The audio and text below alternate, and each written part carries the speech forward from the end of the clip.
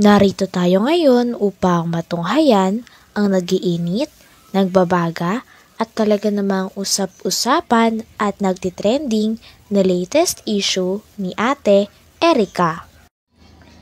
Sa pagpapatuloy ng ating istorya ay narito nga muli si Kalingap Val upang pag-usapan at upang maresolba ang problema ni Ate Erica sa pagitan ng kanyang lolo at ng mga pamilya na naiwan nila pagkatapos nilang magkaroon ng bahay at pera ng kanyang kapatid na si Sheila May. Dito nga ay sinasabi ni Kalingap Val na baka kaya nagagalit ang tita nila Ate Erica at binunyag sila ay dahil hindi sila sinama sa pera nila Ate Erica. Malakad ng 5 kilometro? Ate, hindi mo ako na, ang daming gagambalit, ang daming langgam. San Pascual po, mga kalingap, gubat yan. Kung maganda ka, sosyalira ka, bakit ka pupunta sa San Pascual doon maliligo? Dapat doon sa harap ng bahay mo, ikaw ng mga beach resort. Doon sila, Kalingap Rab, nagpa-party-party. Bakit San Pascual? Nilalakad yung 5 kilometrong San Pascual na yan? Sinabi ni tita, na San Pascual kayo naliligo sa ilog. Ano yung tambay? Tambay ba kayo? Yung mga tambay doon sa San Pascual naniligo. May dalang gin. Pero sabi, maganda si Erica. Gandang muka. Hindi po. May itsura lang. Ang maganda po si Biancy.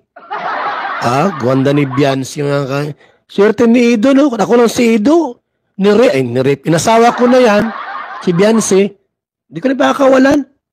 Araw-arawin ko sa bahay nila. Mag-aranak pero walang tinulong dulayang itinulong sa magulang namin. Kami nag-aasikaso sa ospital.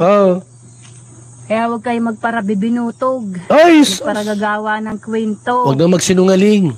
Na walang sakit yung magulang namin. Wala namang kayong ambag. Sige tita, sabihin mo lahat. Si Mami Lydia. Patay na si Tita Lydia. Siya ba yung namatay na beneficiary ko? Hindi pala. Iba pala itong Lydia. Sabi ninyo sa amin, binabaliktad na lang ninyo kami. Binabaliktad ninyo.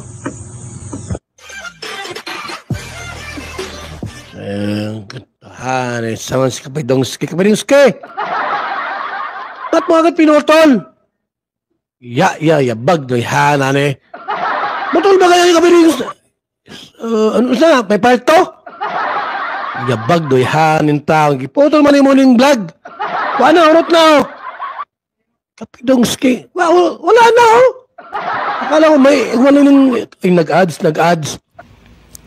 Dito naman nakikinig muli si Kalingap Val ng iba namang videos galing sa mga kalingap na nagre-react sa issue ni Ate Erica. Dito nga ay narinig na talagang pinagpalit daw ni Ate Erica ang buong kalingap para kay Sir June A. Si Sir June A kasi ang nagpatayo ng bahay ni Ate Erica kaya umalis ito sa kalingap. Alam na ako, bye-bye, goodbye. Thank you for watching. Putol. Abla ko nag-ads. Waman na ads ni. Putol na po. Bugo yung pidig po. Kapidongski po, oy. Ito po si Bupil mga kalingap. Gumawa ng reaksyon. Anong sabi ni Bupil? Sa kanyang reaksyon po mga kalingap dun sa dalawa. Abay, loko din. Sabi ni Bupil, matalinong maray itong dalawang ito. Matalino ba gayan? Bupil ka, isa ka rin. Ano, Bupil? Ano sabi mo? Talagang apoy na lumalagablab. Ayan, shoutout sa ating mga minamahal na viewers. Yan, sige. Guys, nakita nyo naman yung ating thumbnail. Kitang-kita. Mababasa nyo po yan. Sobra. Erica and May, sobrang talino. Yes, Sobrang tama talino. po. Matalino po sila. Yan. Bakit? Pakiulit daw. Sobrang talino daw po ining sila Erica. Bakit daw? Sige. Sa ating mga minamahal na viewers. Viewers. Nakita nyo naman yung ating thumbnail. Yan. Ako hindi ako viewers, no? Yung sabi ko mga viewers ko, dahil po, SG, mga SG kayo. Special guest ko kayo. Ayoko ng viewers. Hindi maganda yon. Dapat SG, special guest. Kahit, Mababasa niyo po yan. Buzzers, special guest yan, ha? Sobrang talino. Yes, Sobrang tama talino. Po. Matalino po sila. Matalino daw po sila. Bakit? Bakit daw po? Mas pinili yung sponsor Ay! ng matera. Yung sponsor tuloy. Yung sponsor mas na pinili. bigatin. Si Sir Jun A. Di ba? Pinili niya po kaysa Kalingap. Matalino, sabi ni Bupil. Nasilaw ba? Nasilaw ba? Ano sa palagay nyo, guys? Comment nga kayo, guys. Hindi ako makomment. Ayun po yung mga question mark, no? Ito ba ang dahilan kung bakit iniwan o ayaw magpa-vlog sa Kalingap? Sige. Ano sa palagay nyo? Makati lalamunan ko, guys. Makati. Uminom ka ng... Ito ba ang dahilan? Bopel, pagka Makati ang lamunan mo, uminom ng kalamansi. Kumain ka ng hotdog. Yan ang gamot sa Makating lamunan. Hotdog. Di umano yung priority pagkaan.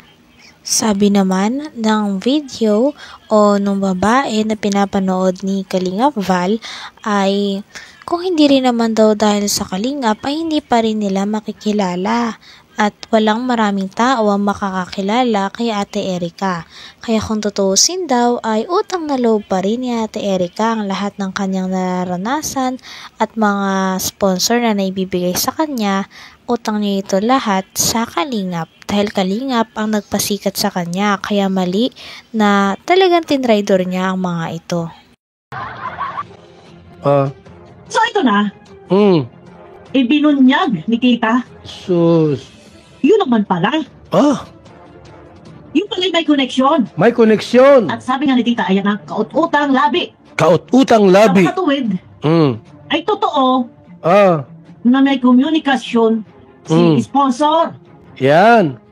Kung hindi dahil sa Kalingap, hindi makikilala hindi sila Erica at hindi sila magkakaroon ng sponsor. Dapat yun ang nasa utak natin.